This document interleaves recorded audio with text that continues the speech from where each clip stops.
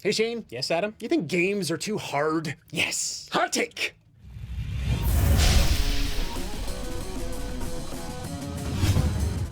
Really, buddy? All games are too hard? Every single game is too hard? Maybe not all games, but a lot of them. Yeah, tend well, to be. some people seem to be talking about Sekiro Shadows Die Twice recently, Yeah. and a lot of people are discussing the difficulty in games because Sekiro Shadows Die Twice, I haven't played it yet, and I will play it because I love Souls games. I love those From Software games, from Demon Souls to the Bloodborns and all the collecty Souls experience-y titles. They're difficult. Sekiro Shadows Die Twice is in that same vein. It's difficult. Some people are saying there should be an easy mode. Yes, and I agree. And I know a lot of people out there are going to be real angry about this. So let's talk a little bit about our history in video games just a bit so you can understand where we come from. Adam, you like the Souls games like you just said. Yeah. You like hard games. Well, do you want me to discuss my Souls, the love I have for the Souls games, and why I personally would never select an easy mode, Sure, per se? go. Because, yeah, I've been playing the Souls games since Demon Souls came out, when no one was talking about Dark Souls and stuff. And I was like, oh, this is a cool game. No one's playing it, but it's getting great reviews. Like, I gotta play this. I was just blown away. And the difficulty, it's so hard to even label it difficulty because I see it as a challenge. Yeah. The challenge within the game, it was steep, but it just kept me coming back to that title. And even though it is infuriating, it is very frustrating. The difficulty in fighting enemies, and there's some jankiness. There's jankiness in every game. The Souls games tended to have a little bit more of that. But there are these walls that you would reach, whether it was a bunch of enemies in an area or like a boss. And then because of the difficulty going up to that challenge, you know, when you did finally jump over that mountain, when you accomplished something, when you killed that boss, there was just a wave of like success. You know, it made things all that much more. The fruit was so ripe, Shane. Sure. So ripe. Now, me personally, well, actually, much like Adam, we were born and raised in the era of arcades, and they ate your quarters, and if you weren't good enough, you didn't survive. So for me, I like playing games in normal or hard mode. Sometimes I'll play a game in easy mode if I'm just trying to get through a narrative and a story and I don't enjoy the gameplay. Baby. But typically I don't play those games that much. I prefer playing games in their normal intended modes. You're a normal person. Yeah, but that's usually, I mean, normal can be hard for some people, right? Oh, And absolutely. absolutely.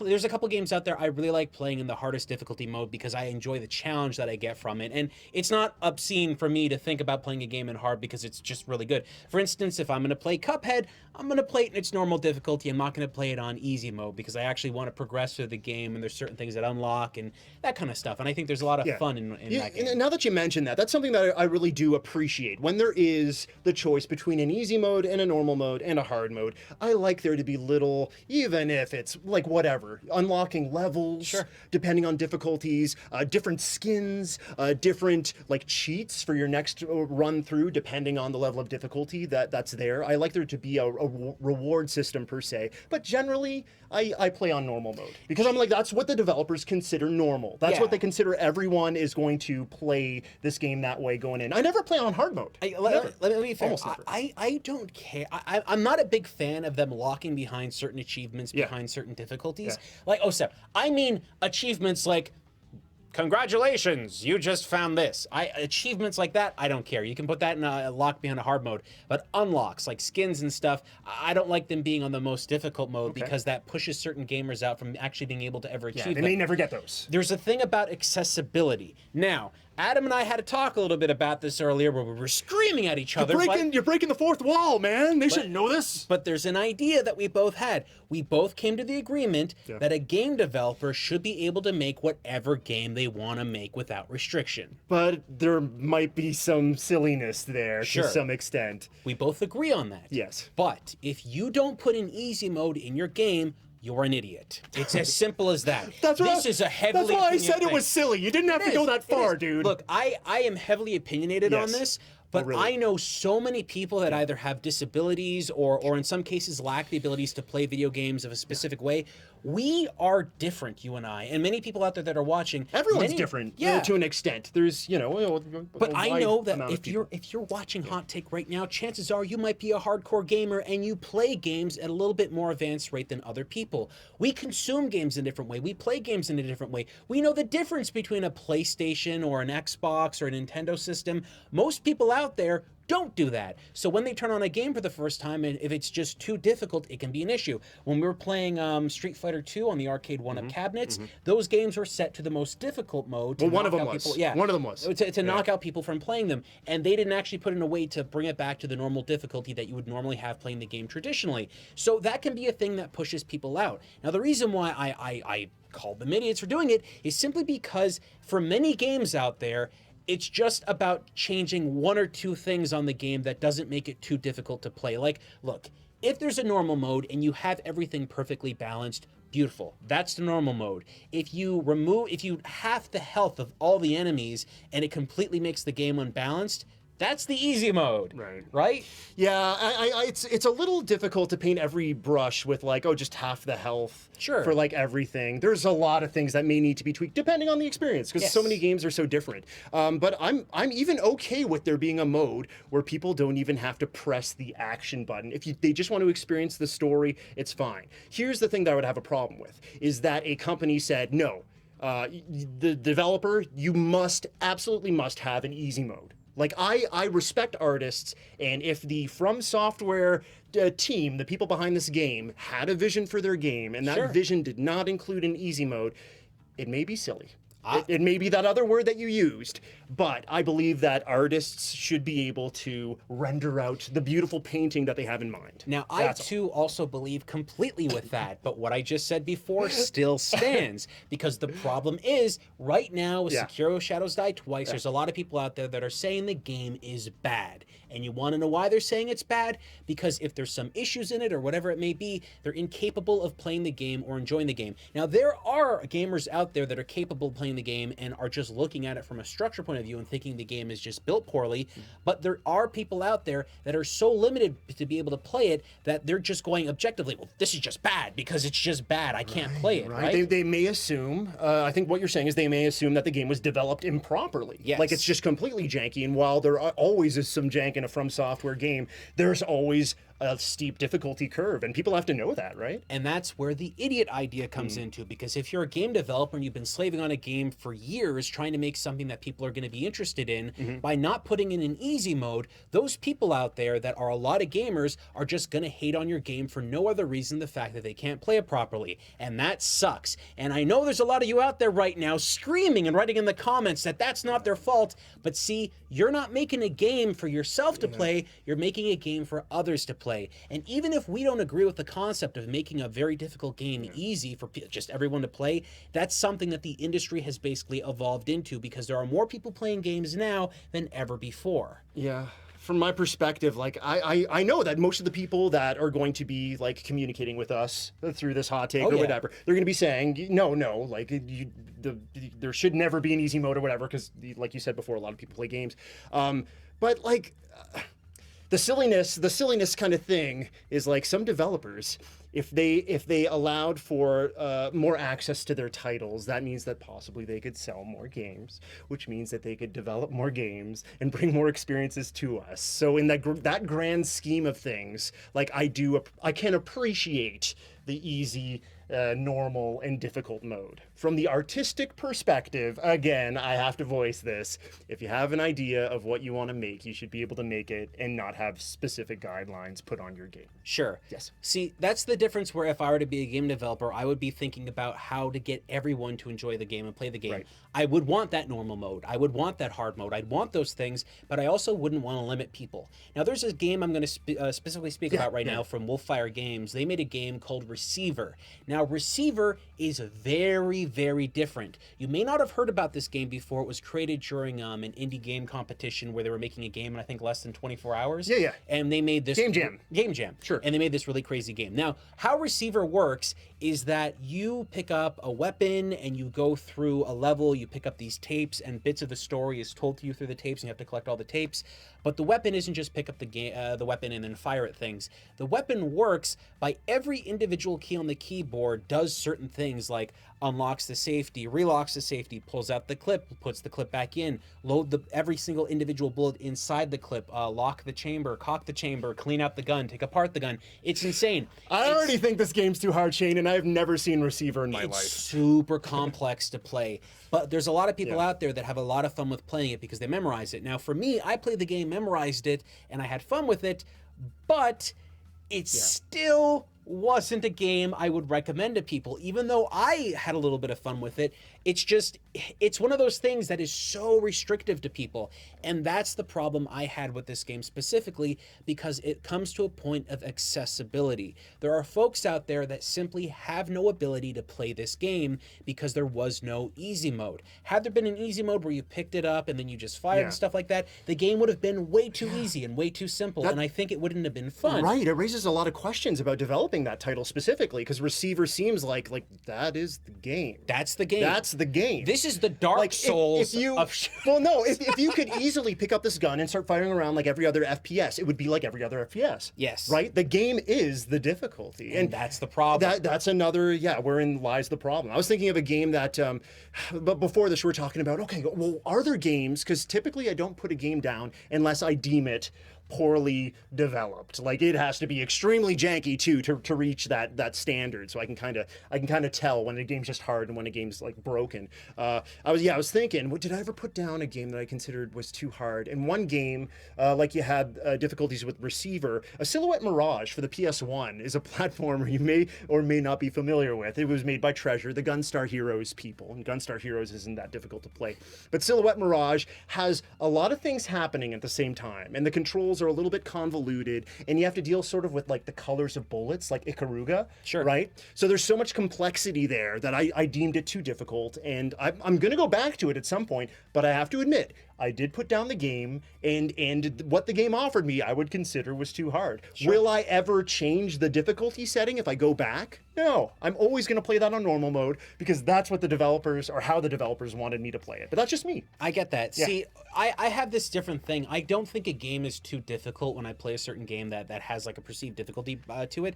If I play a game that is not fun to play but is difficult, then I think it's a bad game. I play so many games a week that for me, within about 30 minutes to an hour, I can tell what the game's trying to do. And if the game is unconvincing in that prospect, I don't care. Puzzle games are the definitive way of entering in a game into a simple concept to understand and then make it more complex as you go along. They taught you the little structures, and then as you go along, it becomes more difficult as you go. Now, Receiver isn't like that, like we were talking about before. Receiver is, you pick up the gun, it is hard. Like right away, it becomes super difficult because you don't understand where everything is. But certain games like, let's say, Luminous or Tetris, they're easy to understand, hard to master. Other games that have puzzles that are based around levels or concepts like that, they have a very simple level to start off with, like move your character from the left to the right.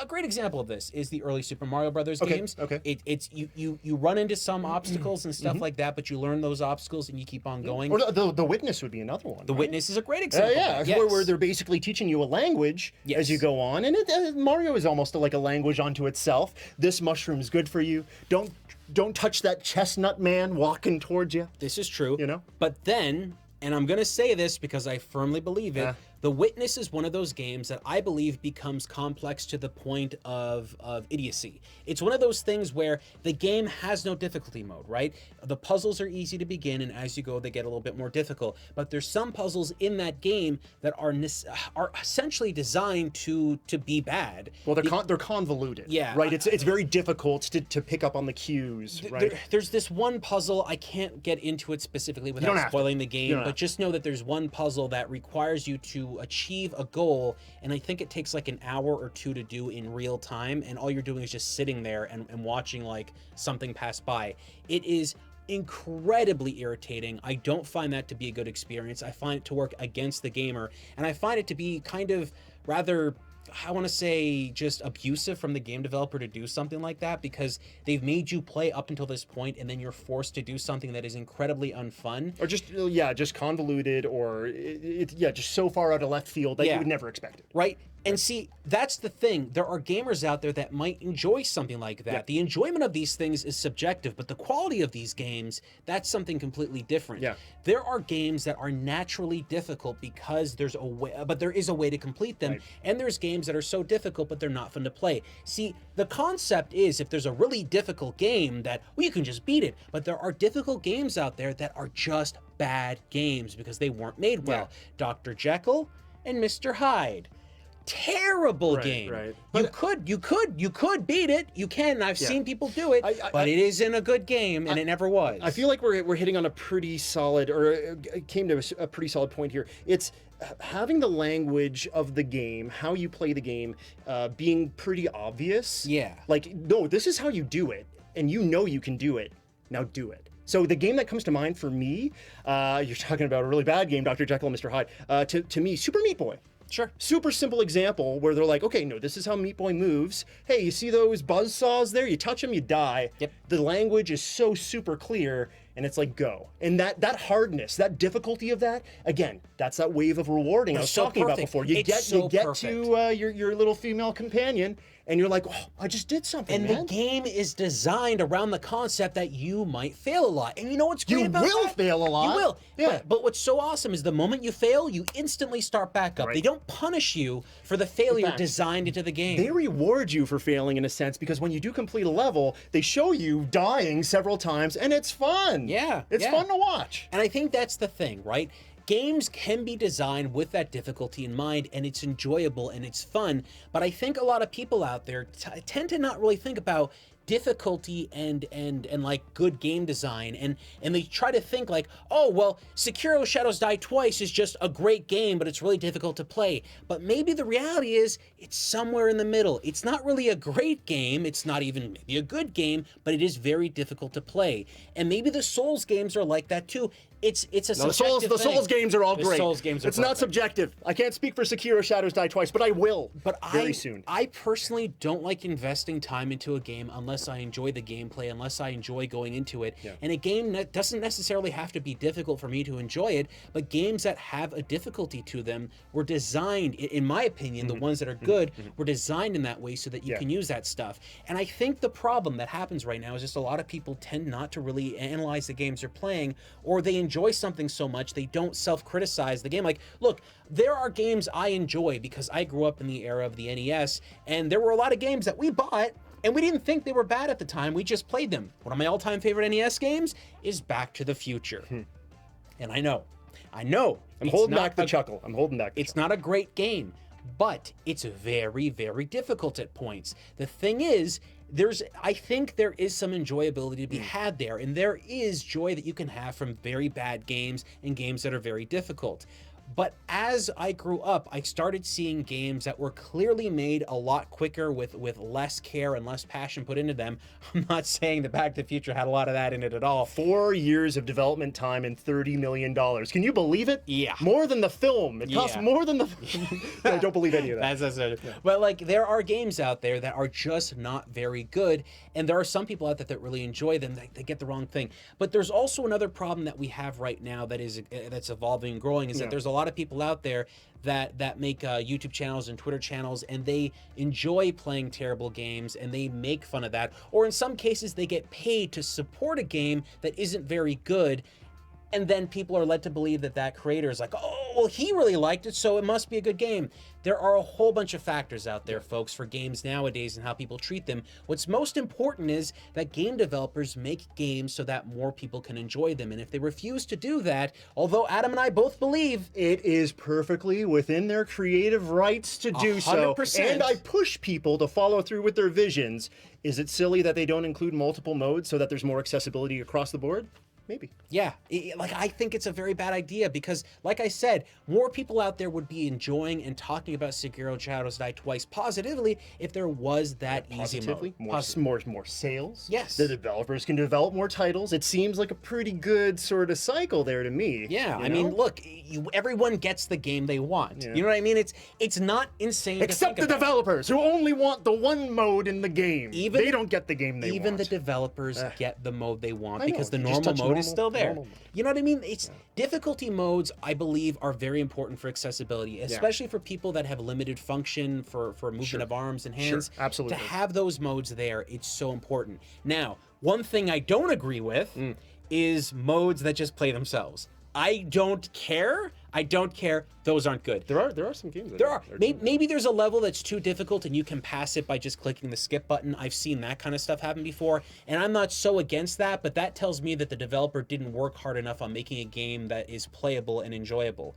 But when it comes to when it comes to games that literally, it's that one Super Mario Brothers game. Well, I was thinking about the SNK 40th Anniversary Collection when you're talking about games that play themselves. Well, see, and then you can click on. Yeah. Because that's another thing, right? Well, see, that's there's so many. There's so many aspects. That game, okay, that one specific thing. That's because it's an historical point in time. Right? But you hand that off to a person that just wants to play a video game, and you don't tell them that.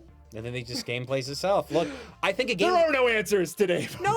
There's an answer. Games need to be played. If a game is watched, it hasn't been played. So you didn't make you didn't make a game. You made a watchable experience. I'm all about games being played. Games being played should be the standard, folks.